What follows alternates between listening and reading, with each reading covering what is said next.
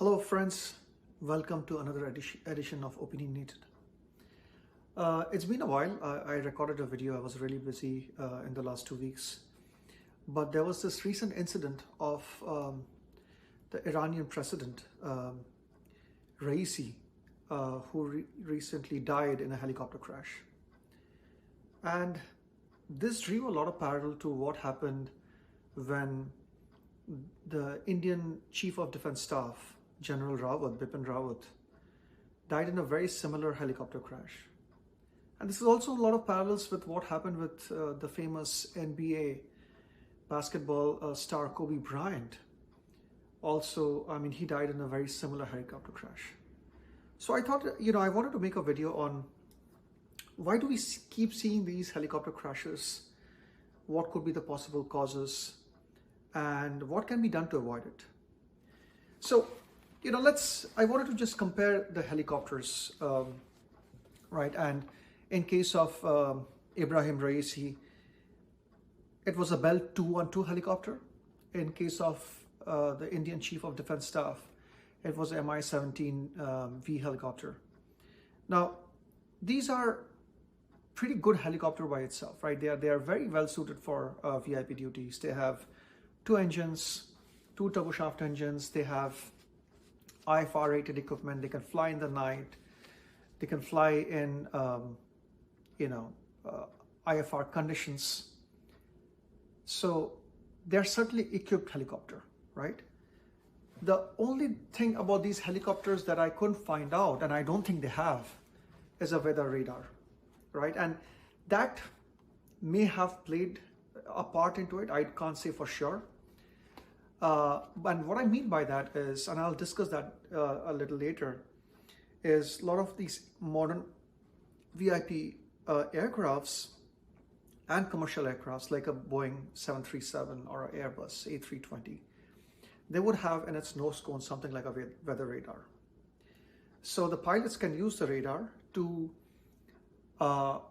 find out the weather conditions in front of them, right? So whether it's a thunderstorm, whether there's clouds, convection happening, there's fogginess, precipitation, the weather radar can help give real-time information. I do not believe any of these helicopters have a weather radar. They have equipments on board that can be fed weather information from a ground-based data link. So the ground-based weather radar collects the information about weather patterns and it can feed that data to the helicopter. But keep in mind, this is not real time. There is a minute or more lag between what the ground-based radar observes and what the helicopter pilot might see. And that 1 minute gap can cause a big difference. Now also, let's see what are the similarities that I observed in both these incidences, right? Number one is in both the cases, the pilots had, thousands of hours flying helicopters. They were very experienced, well suited for VIP duties. So pilot experience is certainly not in play here. The third thing was very similar in all these cases that I observed is the weather and the topography, right? In President Raisi's case, the Chief of Defense Staff, Indian Chief of Defense Staff, General Rawat, and Kobe Bryant, they were all flying in IFR IMC conditions. And what I mean by that is there was instrument meteorological conditions, that is adverse weather, precipitation, fog.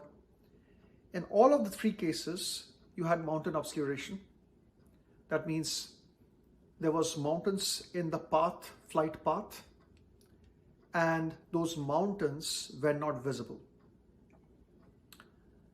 And all of them had heavy fog, right?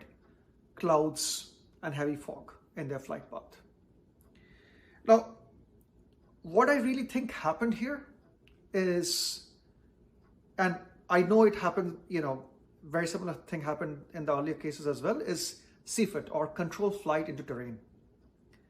Now, what is CFIT? CFIT is where a helicopter or where a pilot flying a fixed wing or a helicopter flies into IMC conditions and gets disoriented. So as a pilot, when you're flying, even looking at, even if you're on an instrument flight plan, but if you are used to seeing the, if you're used to using also supplementing that with dead reckoning and observing things on the ground, what happens is, and if you have that habit of constantly looking out and seeing, things outside, and you do the same thing in IMC conditions, a pilot can get easily disoriented and they can lose spatial awareness. They can lose the understanding of where they are in their surrounding. And this happens because usually a human would use combination of different senses to understand what is the direction, bank angle, heading, climb or descent, right? So that means you're using your sight, and you're using, there's something behind our ears. There are fluids and there are hairs inside that tunnel that measures the angle of the fluids and the hair to determine what is your angle, relative to the plane in which you are in. So if you are on a horizontal plane and you bank, the sensors behind your ear can tell you that you're banking right. The problem that happens is, if you're banking or climbing or descending for a long time, after a while, because the fluids behind that ear cavity stays in that angle, right?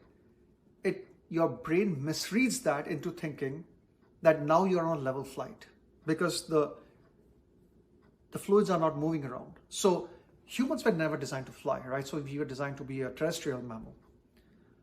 So, and humans won't bank or turn for a significant duration of time. We were, our systems were designed to measure bank, ascent or descent for a short period of time.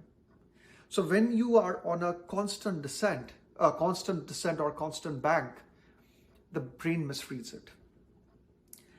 And that's why what happens is, if you are not solely focused on your instruments, you can get disoriented. And as a pilot, you may be on a bank, but you might think that you are not, or you may be on a climb and you may think that you are not. Similarly, you might be on a descent, but your senses might say that you are not.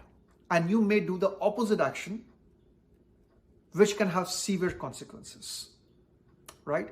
And when you are coupling that with, mountain obscuration, where you cannot see mountains that are there in your flight path, it's possible that you might fly your aircraft into that mountain, right? So it's very important for a pilot doing flying instruments to solely focus on the instruments and instruments alone. Okay? But having said that, even on these circumstances, even on a very adverse weather, if you're on IMC conditions, and if you do not have the latest updates on the weather, there's a lag. It is not advisable to go and fly in these conditions, right? So I just also why do we keep seeing it happening for, VIP in aircrafts or pilots who are carrying VIPs? So in my mind, there could be two possible explanations, right? So one is a pilot can have this bozo attitude, right? They might be very experienced and they think they can accomplish anything and everything. Weather doesn't matter. And that bozo attitude can lead to fatal consequences. The other thing is either fear or the desire to comply with the leadership, right? So for example, if you are flying a Kobe, or if you are flying the Indian general, or if you are flying the president of Iran, and they're asking you that, they are running behind time or they have a deadline to meet, you feel as a pilot compelled to, execute that mission despite knowing that there would be significant risks to the mission. So, unlike, let's say, a normal flight, and people might ask this question, well, aircrafts fly in cloud all the time. Why is this such a big deal? Well, it's a big deal because unlike a normal aircraft, like a passenger aircraft, which is ferrying people, commercial planes who are landing in commercial airports, they have vectors given by the ATC, and they have very sophisticated instruments to navigate them from a particular, based on a particular flight path, and bring them very close to the airport based on certain, GPS coordinates, certain radars, certain direction finders. So there are a lot of sophisticated instruments that can guide those aircrafts very close to the destination. But when you're flying in the mountains, you don't have that luxury because you do not have those navigation navaids to fly you through those mountains and the ravines and jungles at a lower altitude, when if you make a mistake, there's almost no chance of recovery, right? So you're basically on your own. You don't have the support of those instruments. You do not have the support of the ATC. You're basically all by yourself. And those are the very similar, that's why these three incidences are very similar. So the question is, what can be done to avoid these incidences? I think, the organizations should select pilots who are not only senior, but would also prioritize safety over anything else. They would not have what I call bozo attitude. The second thing is the pilot should be incentivized to resist pressure from leadership and to prioritize safety over everything else. So let's say the Iranian president saying that, hey, I have to be in this place by a deadline, do something about it. You should know that if you say no to the president, you'll still be okay and you'll have a job and you'll not get demoted or you'll not get penalized, right? Rather, you might be awarded if you take the right decision based on the safety criteria. So once the right incentives are in place, you'll know that, okay, even though I'm resisting the pressure from my leadership, but if I make the right decision, I'll not get penalized. So I would say all these organizations, whether chartered organizations, air forces, the Indian Air Force, the Iranian Air Force, they should look into their protocols and make sure that these kind of totally avoidable incidences don't happen again. Namaskar and Jai Hind.